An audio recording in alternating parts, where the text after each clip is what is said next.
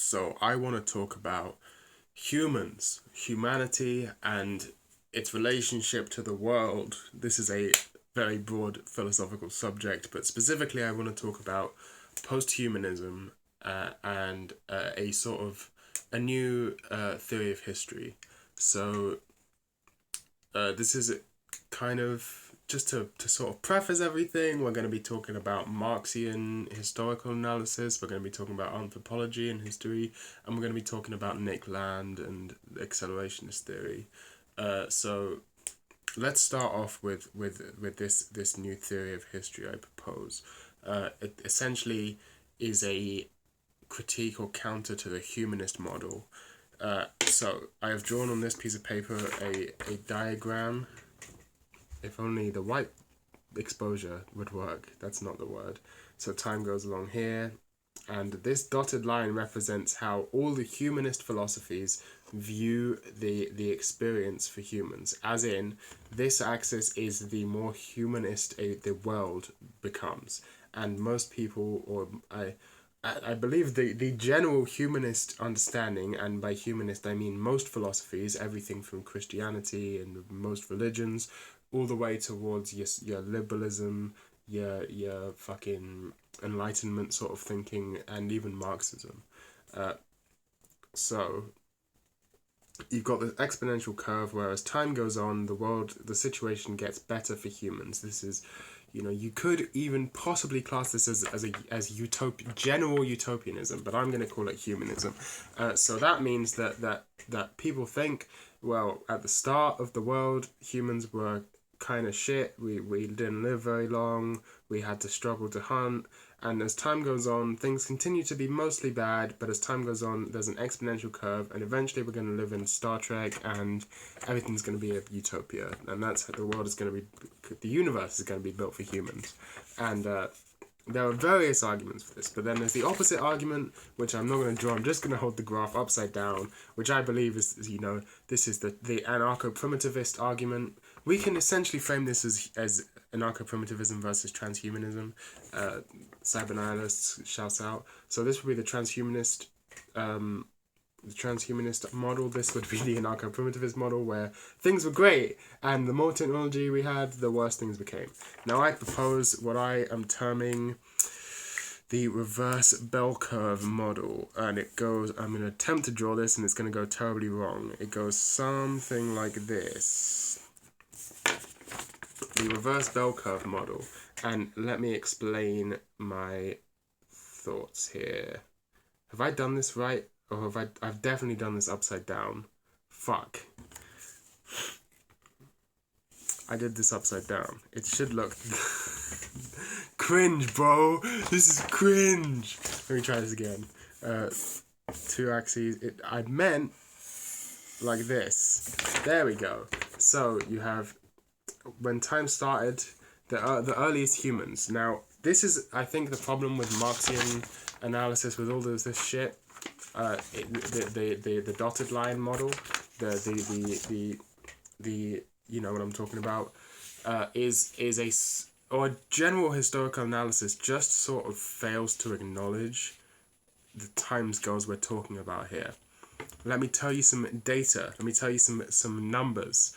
The first earliest humans that we found are from about 200,000 years ago. 200,000 years ago, earliest human remains.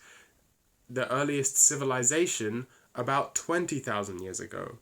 So for most of history, humans didn't live in civilization, right? And therefore, you may, your interpretation going on how history is generally talked about would probably put the peak of this bell curve at the Middle Ages, hence why they're called the Middle Ages, and you would think, what the fuck is he talking about? In reality, the peak of this bell curve is before it's basically when civilization was just, here, civilization happens, about here.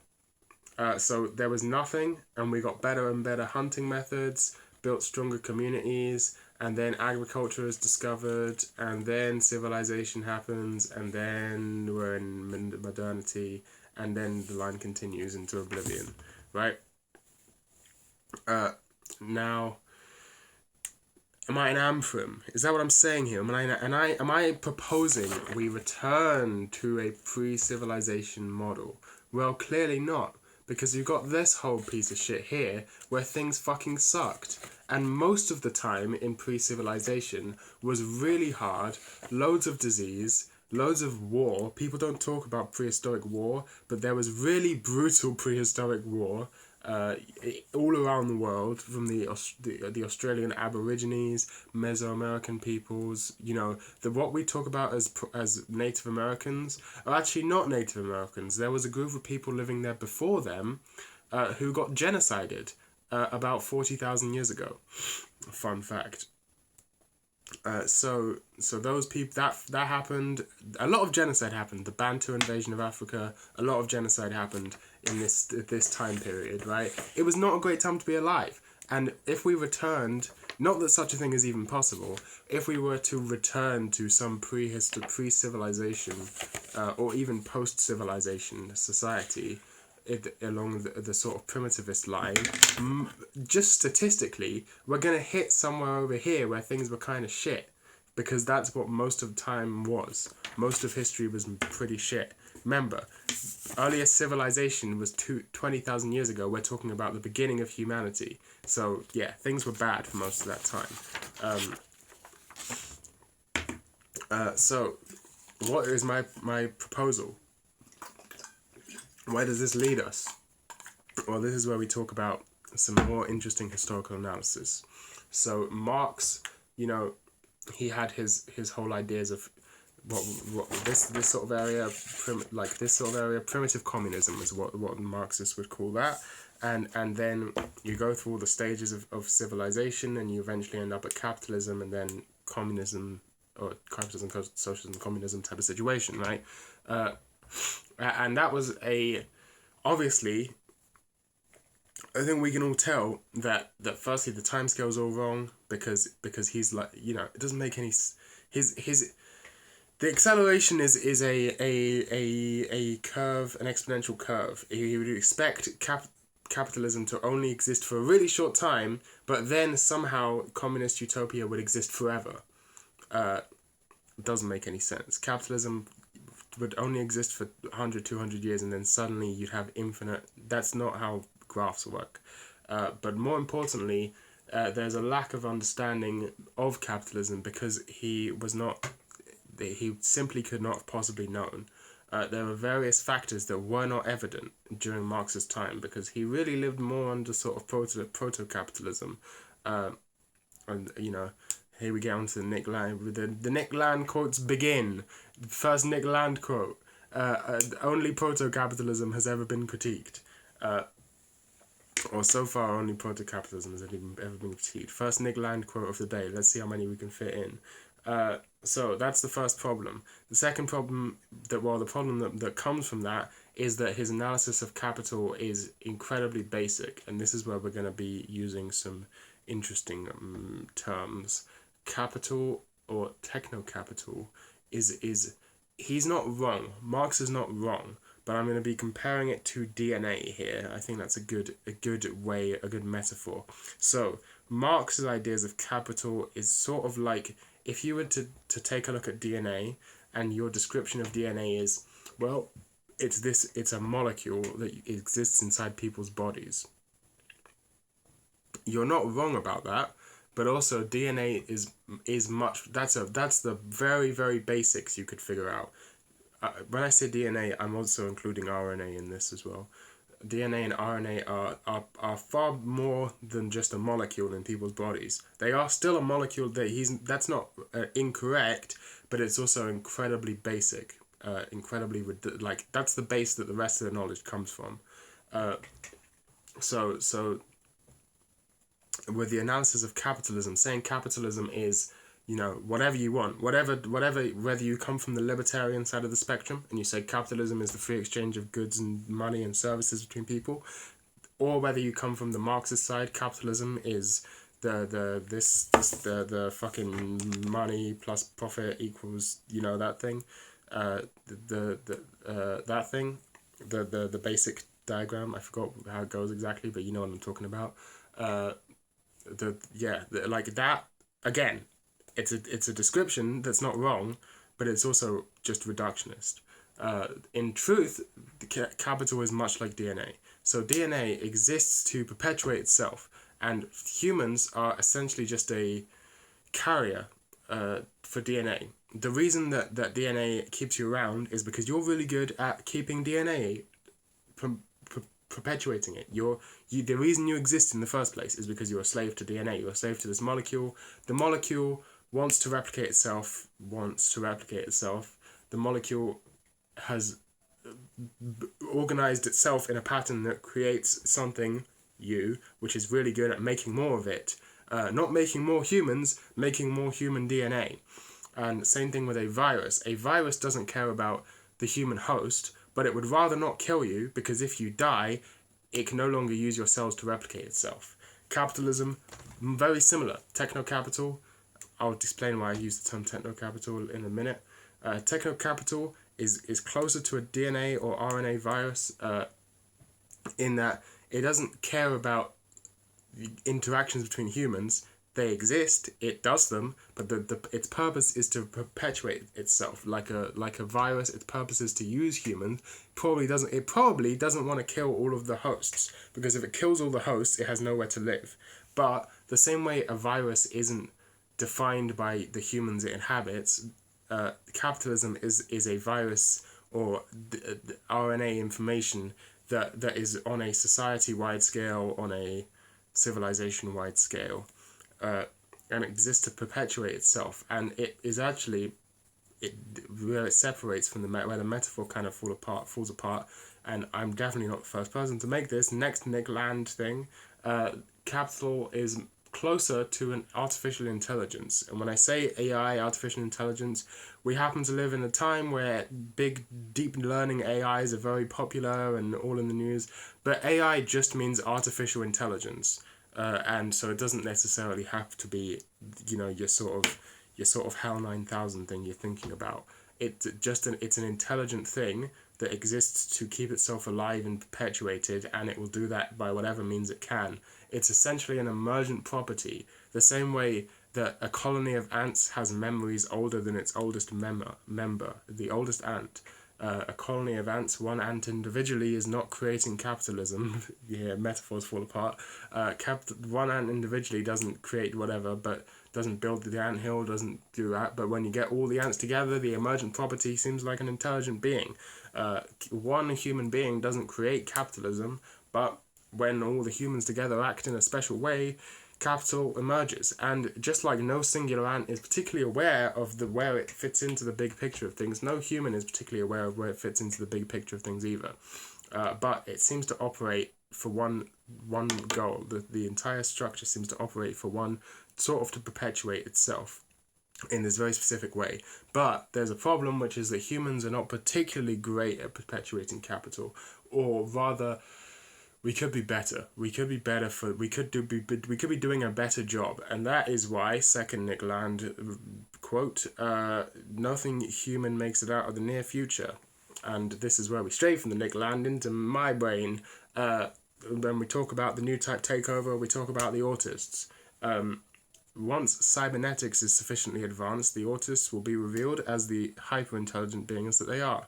And when I talk about autists, I'm not talking about your standard Aspie like me, I'm talking about your hyper-autists, I'm talking about the non-verbals, I'm talking about those sorts of people, the ones who you and I may class as retarded. In reality, they've just overclocked their brains. Their brains, the human brain, literally not powerful enough to sustain their huge next level of evolution. So once cybernetics becomes sufficiently advanced, we get the autists hooked up to the computers. You're fucked. We're all fucked. Those of them are going to become the thing for techno-capital to latch onto. Let me explain why I call it techno-capital, or why Land calls it techno-capital. Because technology and capitalism are interlinked. They serve the same purpose of they are one system. This is kind of the counter to, communists will often argue how inefficient capitalism is for creating technology. And the truth is that they are looking at it from the wrong side. Capitalism is incredibly inefficient for creating technology that benefits humans. It's incredibly efficient at creating technology that benefits capital. This is why people develop crazy softwares and technologies like facial recognition to track or mass data collection. You know, if technology was just something that humans did, if technology was an activity that humans partook in, no one would create something as anti-human as mass surveillance software. No one would create something as anti-human as those softwares which allow prisoners to experience 2,000 years of prison when they've only been in prison for 10 years or whatever. You know, that thing that was written about. No one would create those softwares because that's just, why would you do that? It's bad for humans. But in reality, technology, techno-capital controls us, just like well, why would you have sex? Because you're compelled to have sex because your DNA has made it that way. Why would you create those technologies? You're compelled to. Someone's compelled to somewhere in the world, and you, the giant system of humanity, thus create softwares which don't seem to be benefiting you, because they're not. They benefit techno-capital, therefore interlinked within cells, interlinked. So the hyper-autist race. Hey, let's get back to Nick Land. So Nick Land talks about genetic engineering, design a baby type shit. This is later on in his writings when he became more right wing. He talks about hyper racism. This is like one of the things he's most known for is the hyper racism, because it's a funny word. It sounds funny, like hyper racism, but then when you read into it, you're like, oh yeah, that makes perfect sense. Which is that you know, right now you've got racism of one race. Let's just take white supremacists, because that's the easy example. You got white supremacists who are like, we're better than the blacks because we're smarter and we're whatever, and then you got, you know, but it's all fucking floozy woozy pseudoscience. Whereas once the rich can genetically engineer their children to be hyper intelligent autists, those hyper intelligent autists who are hooked into the latest cybernetic technology are going to be objectively superior to the rest of humanity, and therefore you get hyper racism. There is actually a superior race, an objectively superior race of hyper techno-autists who are going to rule over the rest of humanity, and the rest of humanity stands no fucking chance because the techno-autists are closer to techno-capital. They are intertwined, they are better for it, and so they're going to be prioritized. Vape break. So there you go. That's the theory of history, the ultimate theory of history. Marx couldn't possibly have seen this coming because he didn't live under the advanced enough capital to make these predictions. But now that we have the shift of power away from liberalism towards capitalism with Asian characteristics, this is the interesting thing about capitalism with Asian characteristics. It's actually two branching forms. You have liberalism right down here, and the collapse of the West, which is happening right now, in the middle. The collapse of the West right there, and branches off into these two. This umbrella term is capitalism, capital with Asian characteristics, which basically just means as opposed to the liberal American individualist capitalism from the 70s. You get this Asian capitalism, which is far more collectivist, but it splits into two, because on one side you have Chinese style capitalism. I don't know how to write Chinese. There we go. Chinese style capitalism, which is very state-run economies, and on the other side you have Singaporean capitalism, which is much more of a free market with the state more focused on moderating social aspects. And so capitalism splits into these two competing and related strains, and I believe, although I have no evidence for this, that they're gonna eventually combine and form some sort of megalith. I don't know how it's gonna happen, I don't know what it's gonna look like, but it's gonna happen. It's pretty much inevitable once these economies clash. And so the thing about it is, you know how right now everyone copies the US? The US does one thing, the US legalizes cannabis, other countries legalize cannabis, the US does X, the other countries. Well, once the economy flips, I'm not exactly the first person to say this, but everyone knows it's going to happen. Already China has a bigger economy, but once the American economy completely collapses, the West completely collapses very soon. As an economic superpower, I'm not saying that the fucking doomsday is coming, just as an economic superpower, and China and Asia become the new number one, and Australia, funny enough, don't worry, I know what's going to happen in Australia. I've seen you, Australia, I know what you're up to. Once this shit takes over, then people are going to be following their example because it actually benefits, again, their example benefits techno-capital, therefore it will imbue itself in the rest of the world, it will spread. And so we're going to be seeing much more... actually, it's already been happening, funny enough. It's already been happening, it's just been happening subtly. You've got to see the state and companies as one sort of homogenous whole. This is kind of the reason that liberalism is collapsing, because it's not close enough to the state and the private sector becoming one homogenous private sector state thing like they have in China. So that means you either have anarcho-capitalism where it's only corporations, or you have Chinese capitalism where it's only the government. They're essentially both bureaucracies. They're both bureaucratic megastructures, and they pragmatically they serve the same purpose. So liberalism wasn't good enough at doing that, but these new systems are good enough at doing that, and that makes it very easy for techno-capital to spread itself, to continue existing. Why did I start bringing that up? Because something. Liberalism collapses because the two things are too separate, and something else. I'm lost. Hyper-racism, hyper-autists, new type takeover. So what can you do? Because I know you're all Marxists, or you're all fucking out there trying to be activists or whatever. What can you do? Well, here's what you can do. You can... Oh yeah, I was talking about centralized internet. So we already saw an attempt at centralized internet and commodified internet under liberalism, which I will call Facebook, because that's what it was. Facebook, Google, those sorts of companies is an attempt at centralized internet, and not quite as good as what China can do, because China has corporate and state control over every internet facet. So what can you do? Well, your best option right now is to be building free technologies. Your best option right now is to not really fight techno-capital, but to just try and make sure you have a good position under it. And that doesn't mean necessarily trying to become some sort of leader, because they don't necessarily do any better than anyone else.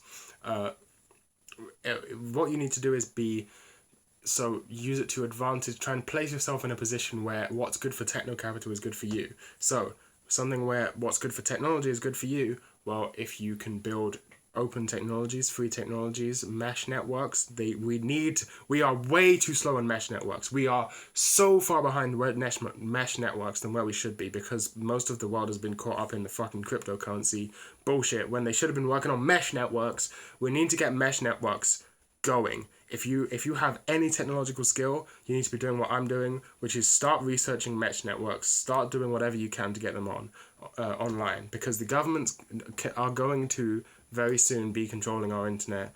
In the UK, they've just passed a lot of things have happened. In the UK, essentially there's martial law for 2 years because of Corona. It's not really because of Corona.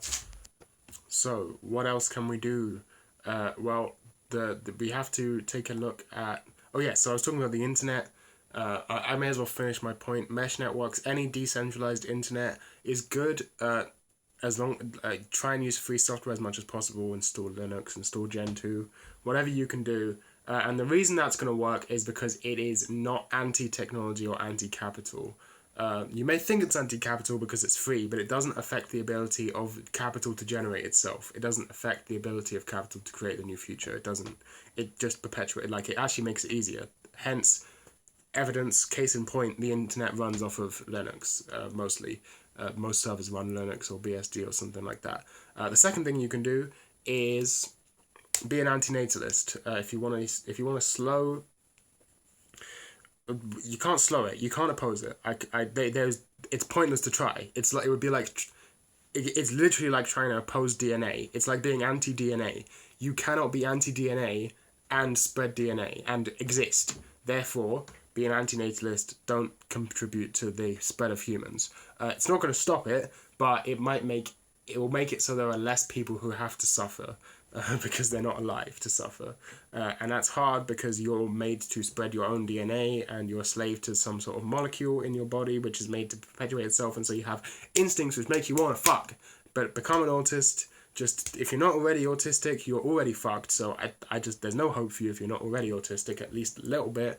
So if you're not already autistic or schizophrenic, you can, just try not to have kids, or try and have as few kids as possible. Please don't have kids. That's all I can do is beg you, don't have kids. But if you really, of course I can't stop you because techno-capital, I know I can't stop you, but that's what I'm doing. That I'm doing my part.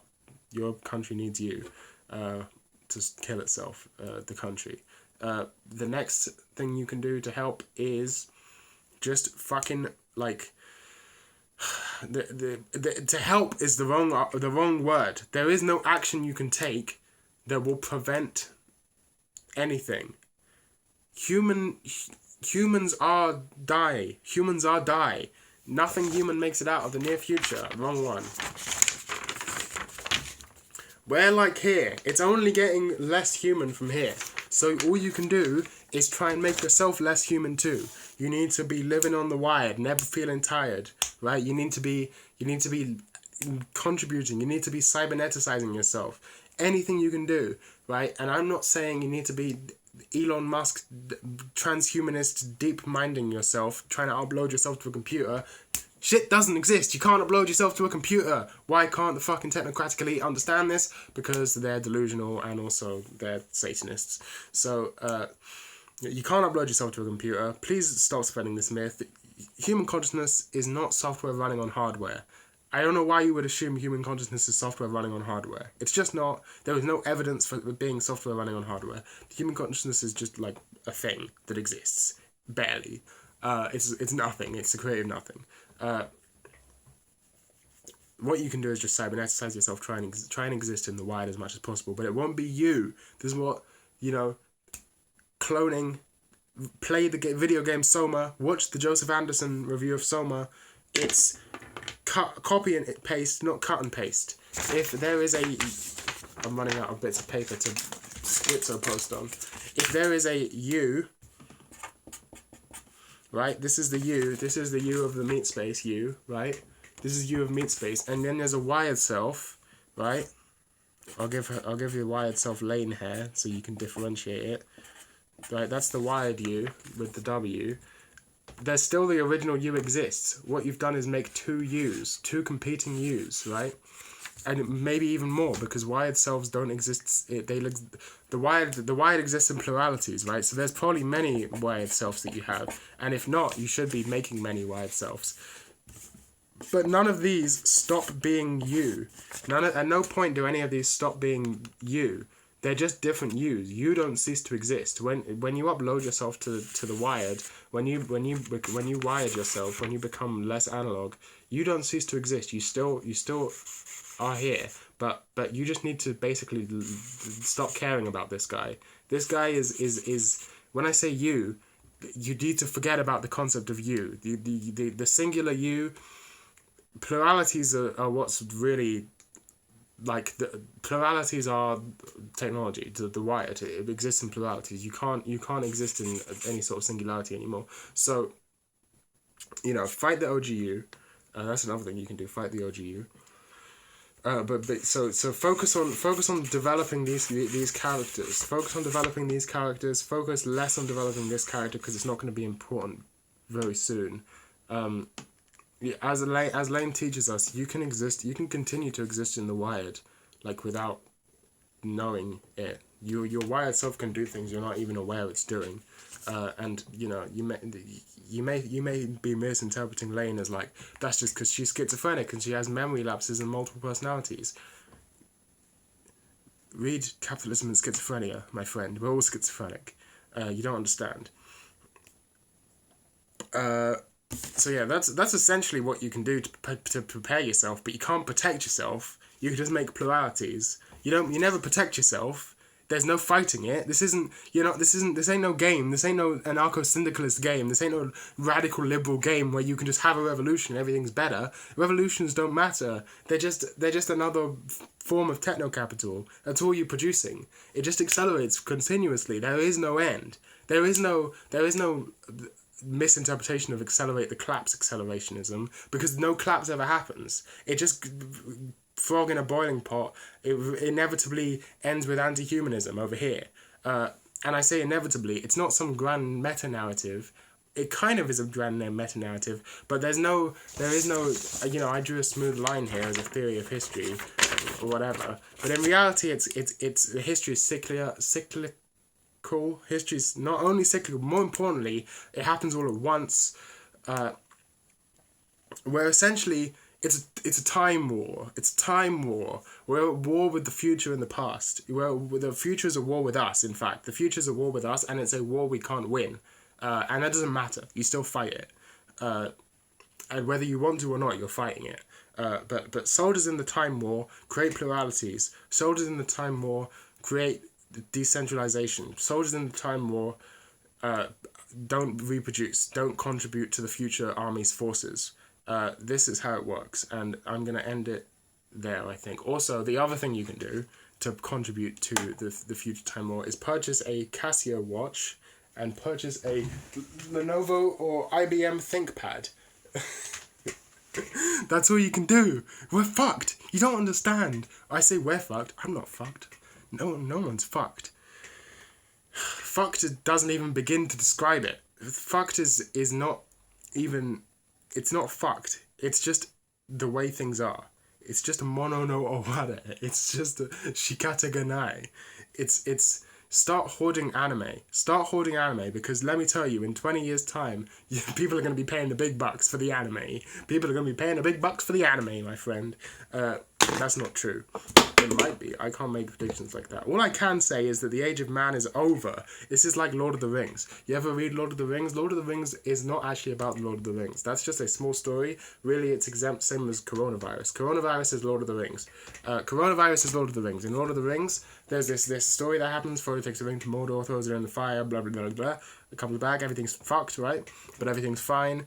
But why did those motherfuckers rise in the first place? Because Lord of the Rings is taking place in a bigger story of the age of magic coming to an end, the age of man beginning, right?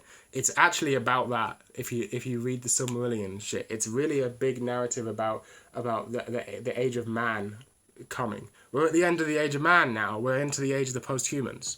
So coronavirus is just a small story that's taking place in the beginning of the age of the post-humans.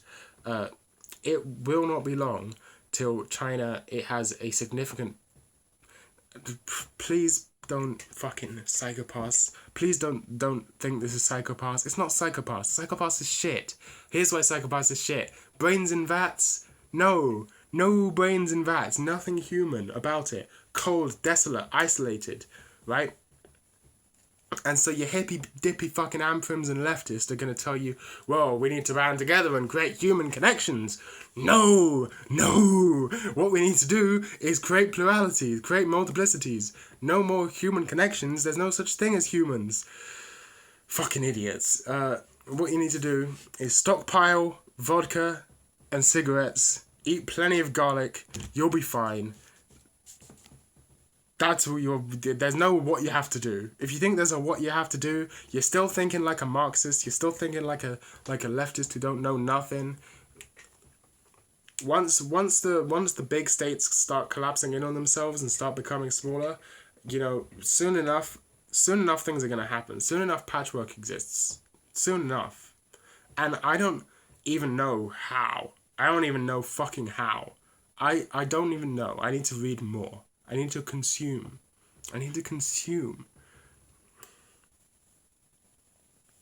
There's nothing you can do about it. There's no do about it. This is like saying, thinking of this as a in the Marxist tradition of trying to change the world is bullshit and stupid. It's like you see... Okay, there's two different conflicting narratives here. You've got, on the one hand, this is just sort of a force of nature. It's sort of like being anti the weak nuclear force. What the fuck are you gonna do? You can't do anything about it. The weak nuclear force exists. It's sort of like being anti-DNA, as I said before. The only thing you can do is just not reproduce. That sort of thing. But at the same time, you've got the xenofeminist... sort of xenofeminist framework of if nature is unjust, change nature. That fits into this framework because it's not about not changing nature. Changing nature is sort of the definition of technology, and technology, as I'm sure you've realized by now, is a very important key part of this way of thinking. So that's not the problem here. If nature is unjust, change nature, and this is the weak nuclear force, they don't contradict each other. They may seem to at first, but they actually don't contradict each other at all. There you go. I think you understand by now. And in fact, I think you don't understand by now. I think you really don't understand, and that's fine. That's completely fine. Fuck you.